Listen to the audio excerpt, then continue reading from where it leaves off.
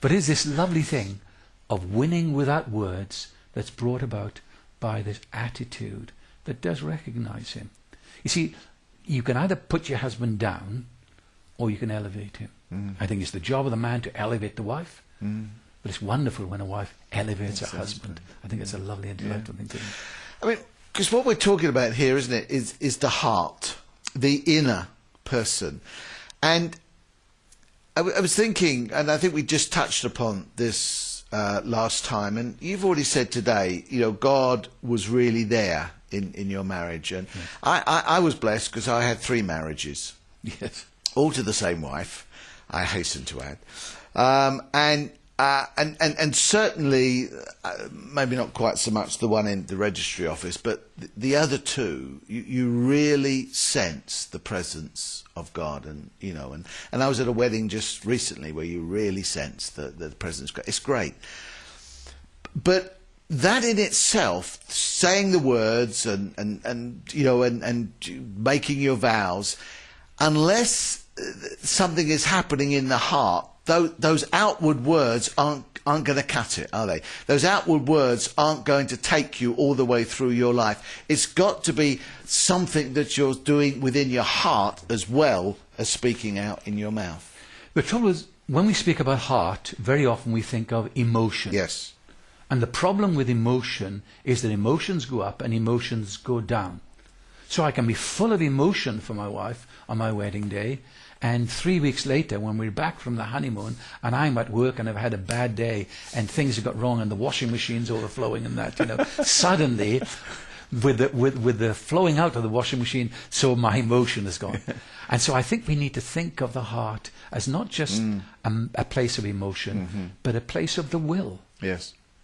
And I really believe we need to teach young people that love is an act of the will. If we stick with Valentine's Day love feelings, then it's not going to work. It's not going to cut it. But if we can show them that love is a verb, it's a doing word, and the will is involved, and I think we need, before marriage takes place, to take them through those vows and to explain very clearly that when you say those words out of your mouth, deep down inside you, everything about you is endorsing that. So you say, for better or for worse, for richer or for poorer. And here's the biggie, Yes. in sickness and in health. I've known some wonderful Christian marriages where the wife in particular has become ill, desperately ill to the point where the physical side of marriage was difficult. And I've seen the man love her and minister to her. And I don't think there's anything more wonderful, beautiful. I've seen wives, I know wives now, who care for very sick, physically sick husbands. And I say to myself, that's marriage as God intended marriage to be. This isn't Valentine's Day card marriage. No. This is deep resolution, determination, sticking at it, persevering kind of love. And I think we do have to take young people through this because, I mean, we live in a world that's instant. We live in a world that you can have something and throw it away tomorrow. And we live in a world, if you don't fancy it, you change it and so on. And potentially marriage can come into that sort of thinking. And I feel as Christians we need to really, as difficult it is, and maybe many young people thinking of getting married don't want to look at it, but you bring those very aspects out to them and really show that God hasn't promised a bed of roses, that there will be days of difficulty, there will be days when, as you say, the emotion's not there and you just want to scream and run away. But at that point, do not turn your back on your partner and don't turn your back on God. Allow Him to come through and to deal with that. I think we need to instill this in people getting married. I think the situation we're finding ourselves in the world today is this. It's the situation that we have described in 1 Timothy chapter 4, where it says, in the last days, people will abandon the faith and they will listen to deceiving spirits, the lies, things spoken by demons. Then it goes on to say what those deceiving spirits what those demons say. And it says this, they forbid marriage. Now, there is no law today that you can't marry, but the word forbid can also mean hinder, delay. And I think that there are spirits around today, and they're seeking to bring a negative concept of marriage. I think that is most prevalent in the television, Yes. in the soap operas. Yes. And our young people in churches are bombarded with these images of temporary marriage, temporary relationships. You go out with the girl, you sleep with her the first night, and then you finish with her. Marriages are serial marriages. And that is, you see, you can't watch television.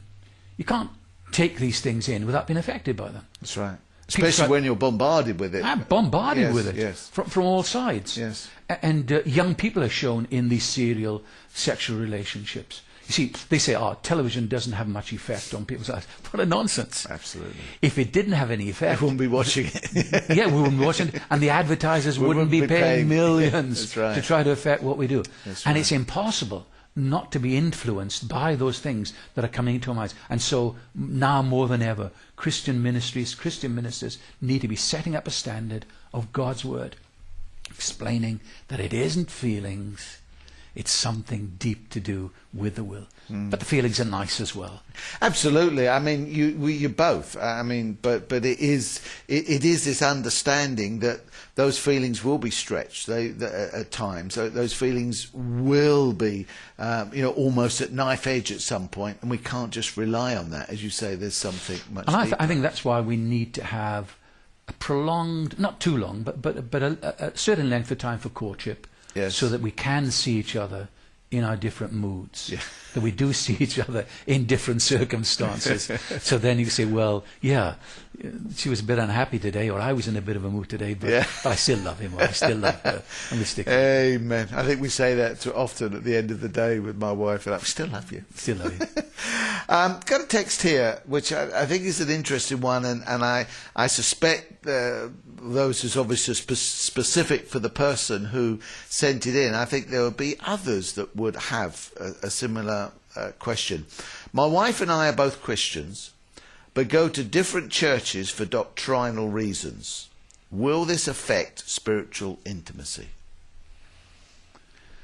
I don't think so. I've known people in that very situation. Let me say that I think the highest is that they go to the same church. Yes. And I think that they really need to get before God on their knees and pray the thing through, and one of them surrender to the other. I think that may be sacrificial of. So I sacrifice my doctrinal stance. I don't abandon it. I don't change my views.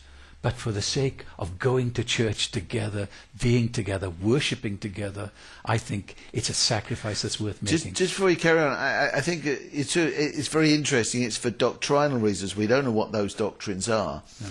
But if they're secondary doctrines, i.e. they're not the prime ones, they are both Christians, but if they're secondary doctrines, they probably can be laid down at some point. And maybe there is that place of laying down those things, as you say, for the sake of the marriage and for the sake of the closeness of the marriage. And for the sake of the joy of sharing together. The Word of God talks about sharing truth together. Yes. And I think that there's something very lovely about sharing those experiences.